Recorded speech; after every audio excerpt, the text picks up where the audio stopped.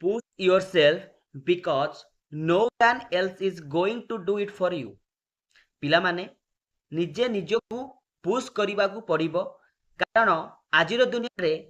आपण मान पई किए काम करिवे नाही कहियार तात्पर्य एटा कि आपण माने जदि निजे निजकू पुश करिकी मोटिवेट हेकी पाठ पढ़िबे एंट्रांस पाई पूरा परफेक्ट डिटरमिनेशन सहित प्रिपरेशन करिवे देन सक्सेस 100% आपन को मिलिबो आपण कहि देबे मो पई किए पढ़ी दबो मोर मनु मन सबु जाक कंटेंट सबु जाक थियोरी मन रही जिवो सेमिति केबे भी पॉसिबल होबनी जदि आपण हार्ड वर्क न करिवे आपणकर कंप्लीटली सिलेबस कंप्लीट न करिवे परीक्षा पूर्वरु 10 दिन यूट्यूब रु पढ़ी देई पळेइबे तो सीए केबे भी हेले पॉसिबल नुह ये प्रॉपर स्ट्रेटजी नुह एग्जाम क्वालिफाई करिया पई तो सेति पई आजिर सेशन रे आपण मानो पई हमर एलटीआर प्रिलिम रो प्रॉपर स्ट्रेटजी नै के आइची एबे हमर पाखेर आउ 2 मास समय रहिला माने 50 रु 60 दिन हम पाखेर अछि तो ए 50 रु 60 दिन रे आपण माने केमिति गोटे प्रॉपर स्ट्रेटजी सहित प्रिपरेशन करिवे जहा द्वारा कि आपण इजीली प्रिलिम क्वालिफाई करिकी मेंस एग्जाम रे बसी परिवे वंस मेंस एग्जाम को क्वालिफाई हे सला परे आउ पिला माने आपण मानकर किछि टेंशन रहिबनी कारण मेंस पई कंप्लीटली साइंस पिला मान पई मु कहूची पीसीएम सीबीजेड पिला तो आपण मान पई जो केमिस्ट्री सब्जेक्ट रहउची फिजिक्स सब्जेक्ट रहउची पीसीएम पिलांगर तो कंप्लीटली मु एठी ओटे फ्री बैच लॉन्च करूची केमिस्ट्री फिजिक्स रो आपण प्रीलिम जेबे सरीबो ता पर दिनटू क्लास स्टार्ट हबो completely theory previous year question mock class एठी आपण को मिलबो तो चलंतु आमे फर्स्ट डे हम टारगेट एबे रहिबो लास्ट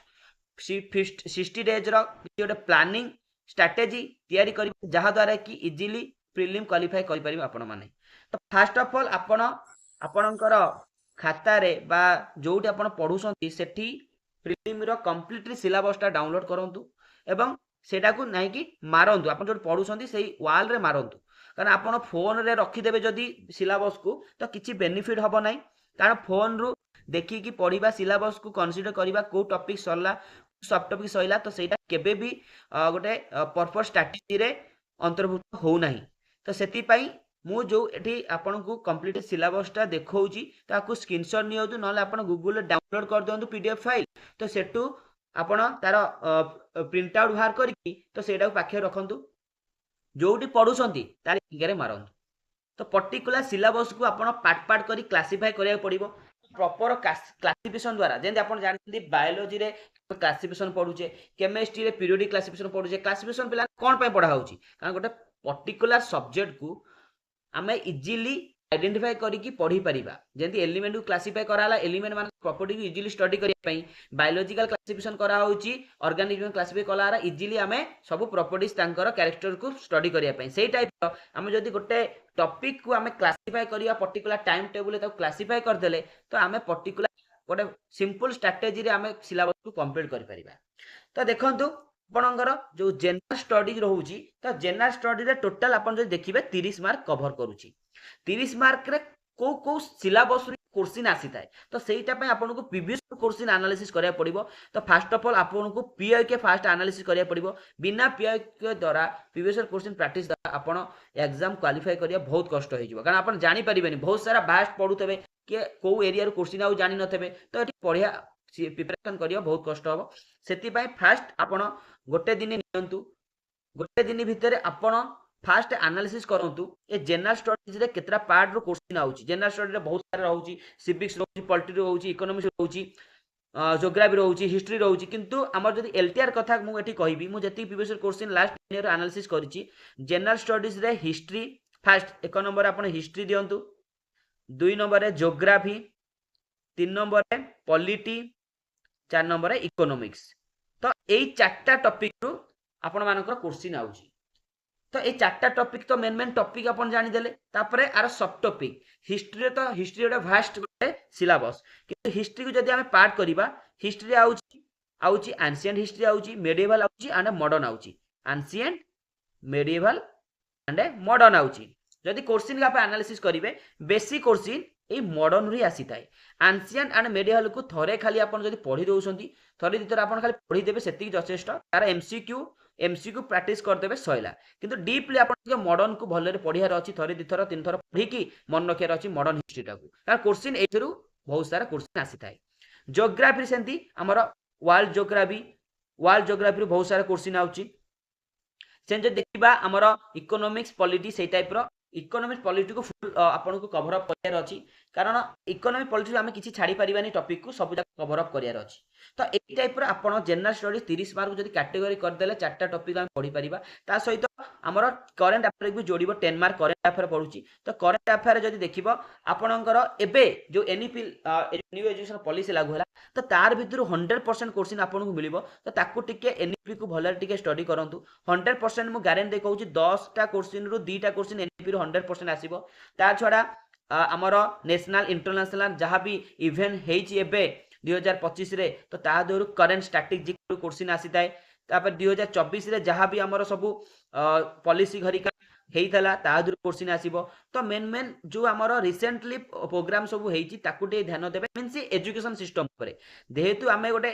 टीचिंग एग्जाम एठी दउचे तो एजुकेशन सिस्टम ऊपर एठी डायरेक्ट एठी आपनकर क्वेश्चन ही आसीबो तो एई टाइप रो आपनको प्रॉपर एनालिसिस करियार अछि कारण एग्जाम को आपनकर जदि हमें टार्गेट करिबा 60 डेज पाखा बाकी 60 डेज पाखा बाकी एप्रिल मंथ रे आपन फिल्म होबार अछि तो आम पाखे आउ 2 मास ही टाइम रहिला 2 मास कम ही टाइम अछि तो आपण माने एई टाइप रो पर्टिकुलर टॉपिक को जदि एनालिसिस करी तो आराम से आपनकर सिलेबस कंप्लीट हबो ता सहित प्रीलिम भी क्वालिफाई करि परिबे सेही तबे अर्थमेटिक जदि देखिबो अर्थमेटिक पूरा कंप्लीट 10th क्लास रो सिलेबस अनुसार पडिबो जोटा कि मैथमेटिक्स तमर एप्टीट्यूड कोर्स पार्ट रहउची तो से एप्टीट्यूड पार्ट रे वेटेज सब अच्छी टॉपिक वाइज वेटेज अच्छी आपण माने जानि नांती कमेंट बॉक्स रे मेसेज करंतु टॉपिक वाइज वेटेज पई गोटे वीडियो आपण पई मु नै के आसीबी तापर रहिला रीजनिंग लॉजिकल आ एनालिटिकल एबिलिटी रो क्वेश्चन पडुची 20 टा क्वेश्चन जोटा कि टोटल तमर जो देखिबो 14 टा ही चैप्टर अछि रीजनिंग रे तो ए मैथमेटिक्स आ रीजनिंग देन हमर कंप्यूटर ए 60 मार्क रु तो आपण को 50 टारगेट रखियार अछि 50 मार्क कारण एथरो जदी आपण मार्क खसी जिवो देन आपण ए 40 मार्क रहउची ह्यूज सिलेबस 40 मार्क होची हमर जनरल स्टडीज देन हमर करंट अफेयर तो आधुरु कवर अप करिया बहुत कष्ट हबो तो आपण माने सेति पई एपडे जो सेकंड पार्ट रहिला एटा पार्ट ए रे नै जांतु आपण पार्ट ए रे नै जांतु आपण 40 mark general study and current affair general study and current affair then part B रे आपण अर्थमेटिक रीजनिंग एंड कंप्यूटर नै जांतु किंतु आपण पार्ट बी रे 60 रु 50 टार्गेट नबार अछि देन आपण माने जदि एपटू 40 मार्क रु 15 रु 20 मार्क आपण आनुसंती देन आपण आराम से जदि 20 मार्क आनुसंती तो 70 मार्क जदि आराम से आपण स्कोर करसंती इजीली आपण क्वालिफाई कर परिबे अगेन पुनी नॉर्मलाइजेशन स्कोर अछि एठी नॉर्मलाइजेशन हे कि जदि र स्कोर आपणकर 60 रु 70 एठी आसुची तो नॉर्मलाइजेशन हे कि ऑटोमेटिकली पिला माने सेठी बढ़ी जिवो आपणकर मार्क रु तो एई टाइप रो प्रॉपर एनालिसिस करंतु जदि आपण माने particular mathematics and reasoning math and reasoning जो 40 मार्क पडुची आप पई किछि प्रॉपर स्ट्रैटेजी चाहुचंती आ क्लास चाहुचंती देन ए कमेंट बॉक्स रे आपण कमेंट बॉक्स रे कमेंट करंतु मैथमेटिक्स रीजनिंग रो 40 टोटल 40 मार्क रो प्रॉपर फ्री बैच रे आपण के ठीक क्लास मिली जिवो ठीक अछि तापरे आपण करंट अफेयर जदि आपण को बुक दरकार किंती पीडीएफ दरकार सब फ्री टंकाटे बे किए नेबे नि एठै सब जगह free current affair free PDF book general knowledge completely 21000 plus free book जदि आपण को दरकार मींस एठी हार्ड कॉपी तो मु आपन को देई परिबिनी आपन को मु पीडीएफ शेयर करि परिबी जदि इंटरेस्टेड अछि आपनकर तो चैनल को सब्सक्राइब करंतु कारण ए चैनलटा मु नुआ आपण मान पई खोलीची जदि आपण सपोर्ट करिवे तो फ्री रे मु सब जगह क्लास आपणकर mathematics reasoning general knowledge class ए चैनल प्रोवाइड करिवि बहुत बढ़िया बढ़िया टीचर माने सब अछंती क्लास करिया पई एग्री अछंती तो आपण मानकर सपोर्ट दरकार सपोर्ट करंतु ए वीडियोटारे लाइक करंतु कमेंट करंतु आ जदि आपण को फ्री पीडीएफ दरकार जनरल नॉलेज रो तो आपण ए वीडियोटा को सफिशिएंट अमाउंट रे शेयर करंतु का पीडीएफ मु टारगेट कर जो पीडीएफ टा हमें मैक्सिमम पिलां को एठी शेयर करिबा ठीक अछि तो शेयर करंतु आपण एई सेशन टाकू जदि आपनकर किछि भी आ हेल्प दरकार सेशन जदि भल लागिताय तो आपण गोटे कमेंट आ लाइक करी सेशन टाकू जिवे आशा करछि आपन सेशन टा भल लागितबो मेन उद्देश्य मोर सेशन रहिला फ्री बैच विषय रे कहयार आ आपन पीडीएफ जोगेबार मेन उद्देश्य मोर एटा थला सेशन रो तो आशा करुच्ची आपको सेशन भल लगी जदि किसी भी हेल्प दरकार आप कमेंट बॉक्स में पचारि पारे। Thank you. जय जगन्नाथ। धन्यवाद।